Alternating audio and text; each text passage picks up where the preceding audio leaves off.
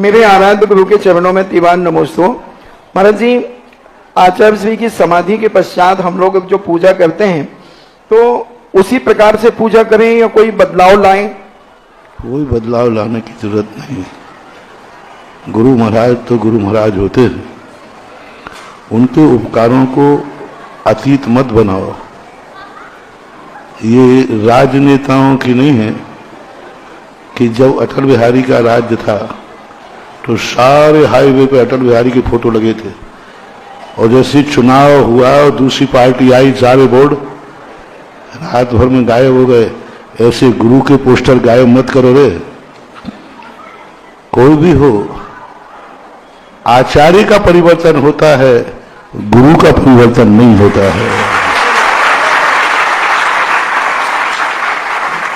बड़ा भाई राष्ट्रपति बन जाए तो बड़ा भाई ही रहेगा कि बाप हो जाएगा? बोलो। आपका बड़ा भाई है, वो राष्ट्रपति बन गया और तुम कुछ भी नहीं बन पाए, तो क्या राष्ट्रपति बनने के बाद वो बाप बन गया? चाहे राष्ट्रपति बनाओ चाहे कुछ बनाओ, बड़ा भाई तो ही रहेगा और बाप तो बाप ही रहेगा। गुरु महाराज, अरे बुंदेलखंडियों, गुरु महाराज आचार्य विद्यासागर कल भी थे, आज भी है और कल भी रहेंगे। हजार सदस्य अगर आ जाए, लेकिन गुरु तो एक ही था, एक ही है, एक ही। गुरु दो, गुरुओं को मत बदलो।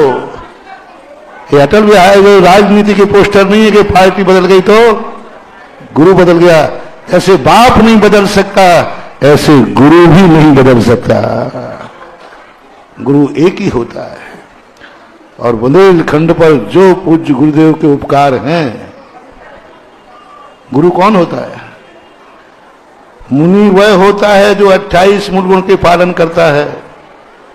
आचार्य वो होता है जो 36 मूल गुणों का पालन करता है। और गुरु वह होता है जिसके अनंत उपकार होते हैं। मुनि है, गुरु हो, ये कोई नियम?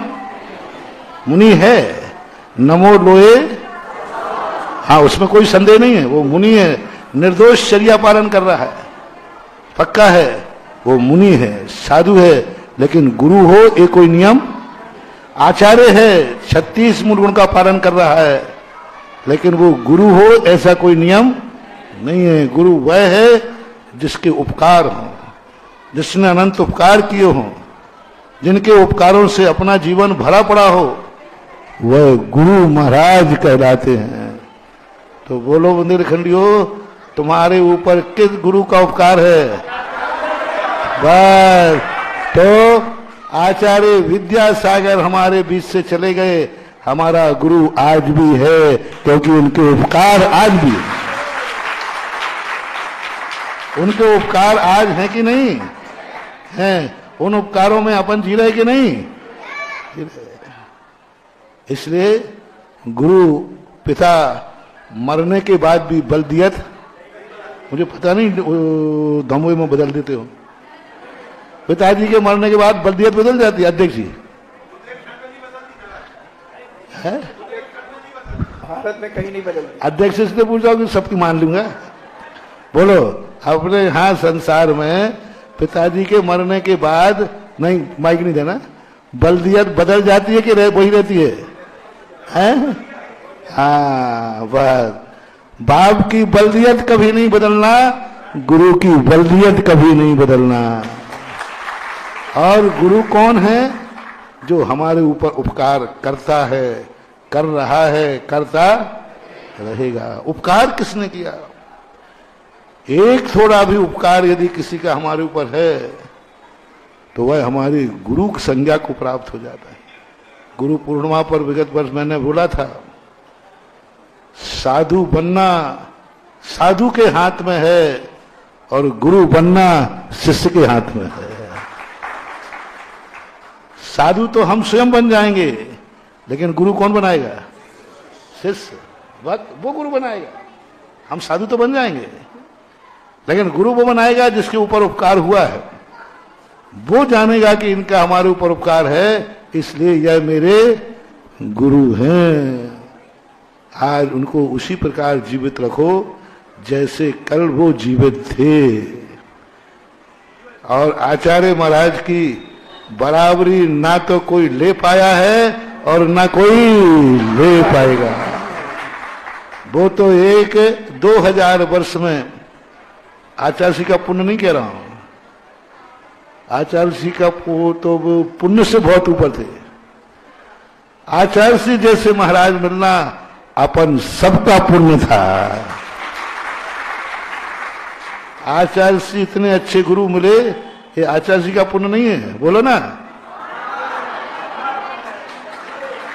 अपना पुण्य था कि अपन को ऐसे गुरु मिले।